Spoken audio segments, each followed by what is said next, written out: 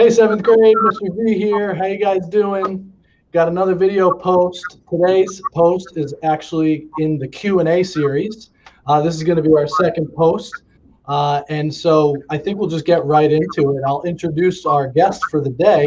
Our guest for the day is the middle school band and music lab teacher, I guess, Mr. Schwirian. Mr. Schwirian, say hello to the guests. How's everyone going? Welcome to Mr. V's channel. I know all of you guys are subscribed, and if you hadn't, you're already behind. So get on that. Let's go, let's go, let's go. My name is Mr. S, and happy to be here, and thanks for all you do for all of us, Mr. V. Thank you. Well, I appreciate that, and thank you for the plug. Also appreciate that, as you know. All right. Hey, by the way, as I said a couple moments ago, this is my second Q&A post, and you should feel pretty good that you are my second interview, right behind Mr. DiGiovanni, our leader of the building. You know, I'm happy to be number two, man. You know, it's an honor. You know, and I can't wait to see who's number three and number four, because you know I'll be watching. I know you will be. Let's jump right into it with question one. What exactly do you do here? You already kind of told us that, but what is it that you love about it? Sure. So many of you know me. I teach band. Mostly do band. Sometimes I do music lab a little bit. And a lot of the students, what they say I do here is just say horrible jokes, because I like to start every band rehearsal with a joke. But really what I try to do is I'm trying to build a community here that's really loving music, and just build on that community within what I do in 6th and 7th grade band, and just teach music, you know, teach to love the music. You don't got to be great at music. You just got to like music. And we're trying to find ways to like music and build on that, and really just experience music. And that's what I'm about. And that's what I love to do. And it's just a really exciting position I'm in, because I get to see musical growth in young people and seeing people enjoy music every day. And how great is that perspective? Because look, the truth is, how many people are going to be professional musicians, right? But how many people are going to be able to take that instrument and that talent into their life and be able to enjoy it forever? And exactly right. And it's amazing. It's first off, it's amazing. And you may not know this, but I was a professional tuba player for a few years, and that's what I did. And that was a lot of fun. But doing this is so much better. And I will say, but people may not believe me, but it's true. There are so many times where I go to a dinner party or something with friends, and so many times it comes up, man, I really wish I would have kept playing this instrument, or man, you know, I really regret not learning this or pursuing this. And I get to really help people learn things, and something that they carry for the rest of their life. It's awesome. That's awesome. Question two, how do you motivate yourself when you're feeling unmotivated? Sure. So especially during COVID times, there are times that motivation is really tough. And what I do is I try to simplify. If I got 30 million things to do, I say, you know what? I'm not going to get to 30 million unless I get to one. In order to get to one, you just got to do one thing. So we just simplify. And my goal here, what I've been trying to work on lately in my own life, is just doing whatever we're doing or whatever I'm doing consistently. Even if it's, hey, you know what? When you wake up, make sure you brush your teeth first thing so you don't forget. Or I always brush my teeth anyway, but I'm using it as an example, but something consistently. So you can build the consistency, because through consistency, you see massive growth over a long period of time. And that's what I do when I'm not motivated. So you're getting started, you know, one thing at a time, and doing it consistently over time equals success. I mean, that sounds like a pretty simple formula that works. Yeah, and you know, Mr. V, I think I mentioned this earlier off the video, but I've been doing a lot of walking recently, which I'm a big proponent of walking. I love walking. But what I noticed is if someone does 100,000 steps in a day and then takes 3 weeks off, you know, that's like the same as if someone just did a few thousand steps every day. You know, and that consistency is well worth it, because you're building lifelong things, and you're learning, and you're building on that for yourself. And you're more likely to keep it going. That's good. Next question. Do you have any memories from middle school? Any fond memories? Anything that comes to mind? So I don't really remember too much of middle school. I remember silly things like I started tuba, which I guess isn't really silly, but that's where I was introduced to tuba. I didn't start until 8th grade, actually, tuba playing. I played other instruments before. But my fondest memories are are just hanging out with my friends, because some of those friends I'm still friends with today. I can call any of them and say, hey, how's it going? And we remember all these things from 5th grade, 6th grade, 7th grade, 8th grade, and on up. And just building those friendships, because you don't remember what you did as much as you remember how you felt. And I just remember really loving my time in middle school, and it was just a really great time for me. And a lot of people that's different, but I really found a way to enjoy it, and that was exciting for me. Awesome, great answer. Next question. So what changes has COVID brought into your life, whether it be like professionally or personally, that you would hope would continue once things got back to normal, whatever normal will look like? Sure. So in this school environment, the ability for the student to understand how to do certain things with technology, I think COVID really jump-started that in the sense of, hey, you need to know how to do these things. And it got us to a nice baseline with technology, and for students being able to now say, I know how to do this on the computer, and we can do it consistently. That's true. I've also felt that it's helped kids in terms of just jump-starting the whole self-advocacy and the importance of communicating, whether it be through email or just in person, but communication is really important, and it's never been more important than this year. Exactly right. And as a caveat to that, I look forward mostly whenever we get to see the students and work with them. We realize that sometimes it's not always a substitution. We get to see them and talk with them online, but when we get to really be around them and we get to see the smiling face in person, it's really exciting. So COVID's really reminded me of that connection that we look forward to having at some point when all this is over, and really be able to build those relationships. And also, I will say, I'm kind of like as a weird dude, but in previous jobs and other places I've worked, during flu season, I would go around and clean all the doorknobs, and it seemed to really help out. Not that I'm a specialist of any diseases or anything, but I hope that people washing their hands and really understanding that washing their hands for a full 20 seconds is helpful. I hope that continues, because I think that's going to help us all the time in the future with colds and sicknesses. Good point. Good point. Next question. Hey, what would you say to your 12-year-old self, Tyler? Any advice you might give him? I would just tell little Tyler to just take some deep breaths and chill out, man, because I was super stressed out. I was always worried about the test and always worried about what was going to be on the test and how I was going to do. And I would always get in my own head. And hey, it worked out, man. I'm loving life. Everything's great. It's all going to be fine. I would tell myself, just chill. Enjoy the people you're hanging around, spend as much time with family members, and enjoy spending time with family, because you don't always get to be around them when you're older, even if you're fighting with your brothers like I did. And really just enjoy everything. Just take a breather and enjoy the ride. Well, that's a message for someone, that's for sure. That's good. That's good stuff. Hey, best piece of advice you've been given lately? Sure. So this actually I was talking with a colleague yesterday, and shout out to Miss Patty Z, who helps out in our SALT program. And we were talking about how to best help students and help people all around us. And really what we came up with, and what she mentioned to me, which I loved, is she said to make sure anyone you're around, you let them follow their own arrow, right? So you let them lead the way, and you let them be guided by themselves, and you kind of help them along. But when you're letting someone be guided by their own arrow, they have somewhere where they're going. You don't want to get in that way. You don't want to say to a student, that's not how we do it. You got to be like this. No, everyone's different. Let them follow their own arrow and help them follow their own arrow. That's wonderful. Like, we all have our own destiny. We all have our own path. We're all trying to pursue something here on this earth.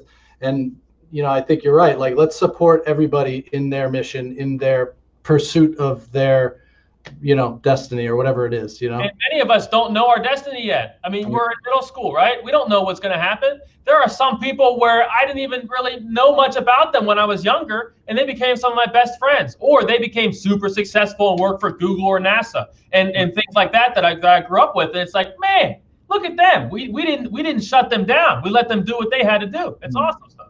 Awesome stuff. Hey, you have any hobbies besides music? I do. I love walking. I mean, anytime I'm asked this question about hobbies, I always sense that it's, what are your hobbies now, right? Recently. I love walking now. I love podcasts. I listen to podcasts all the time. I like investing a lot and helping. Randomly, I help a lot of peers in my other, I guess personal life with like retirement planning and stuff like that. I don't know how I got so invested in that, but I love that. And I have the cat. I have this cat named Twix. My wife and I do, and he's like the best cat ever. Total bro, man. At some point, I send you a photo or something, but he's like the best. All right, so I love cats now, even though I'm a dog guy, but I love cats.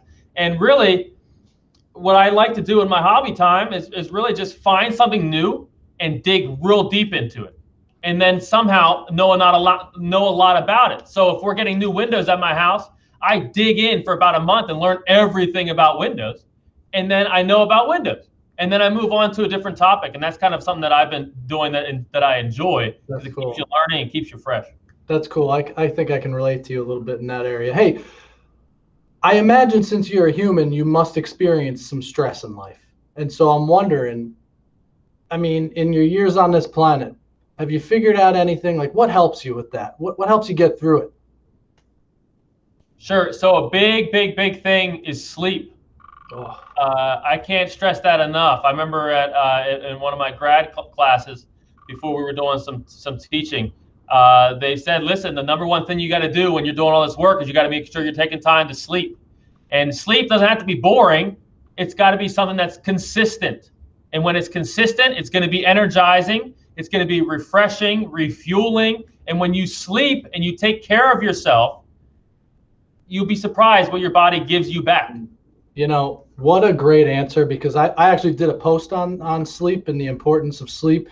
But one of the things I always say to the kids is like, if during the week you're going to bed at 8 and you're getting up at 6, and then Saturday and Sunday you're going to bed at 1 a.m. and waking up at noon, like that's not going to work. Not going to work, not long term at least. And I'll be honest, if anyone asks, Mrs. S, my wife, I go to sleep at 9 o'clock. Like I'm in bed, I'm sleeping, and I'm not saying, oh, for middle schoolers you should sleep at this. No, I sleep at 9. If you're up doing homework at 11, you should think about to yourself, man, that guy, Mr. S, with the horrible jokes, he is sleeping right now. Why am I not sleeping? Right. There you go. Hey, lakefront or beachfront? All right, dude. I'm going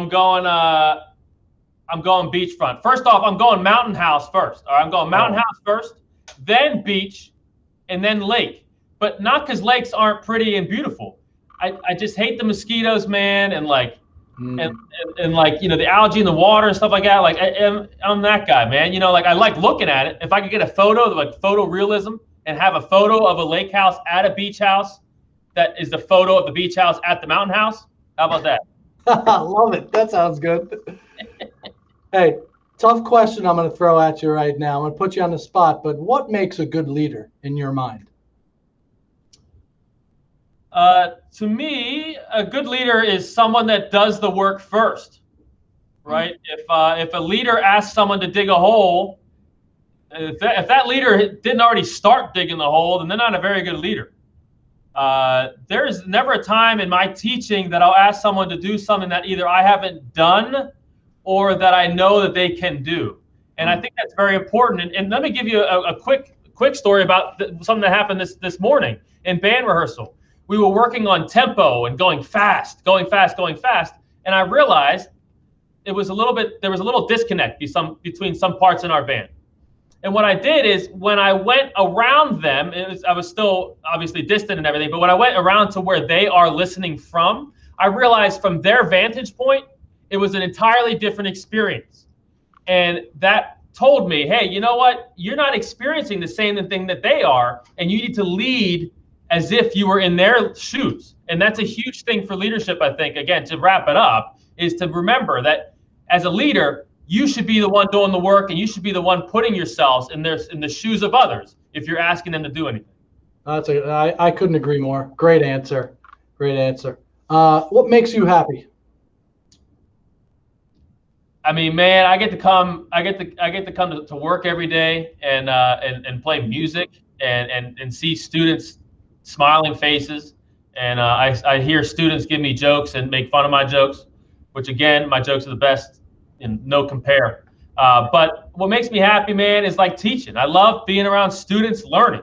I love I love that. It's amazing. It's like the biggest gift that I am given is to be able to give music to others. That's huge, huge, huge, huge.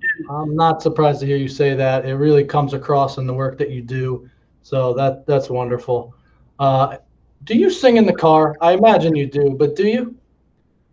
This is the most interesting answer that you may be given from me. I don't really listen to music in the car. I actually only listen to like news radio.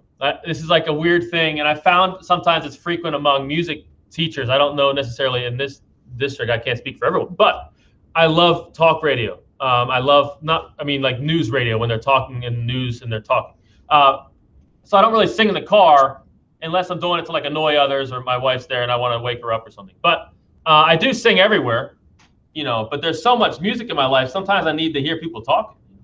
Well, in some ways I'm not surprised to hear you say this because I see you as someone who's constantly pursuing knowledge and trying to acquire more. And so, the fact that you might be listening to news or podcasts or whatever like that, that makes sense to me.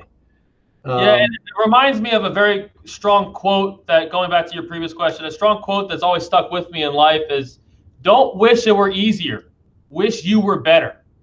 And whenever that comes up for me and I'm struggling with something or struggling teaching someone, I don't wish it to be easier. When I say, oh man, this is so hard, I wish it were easier. No, I say, man, what am I doing? I got to do something better. I need to be better.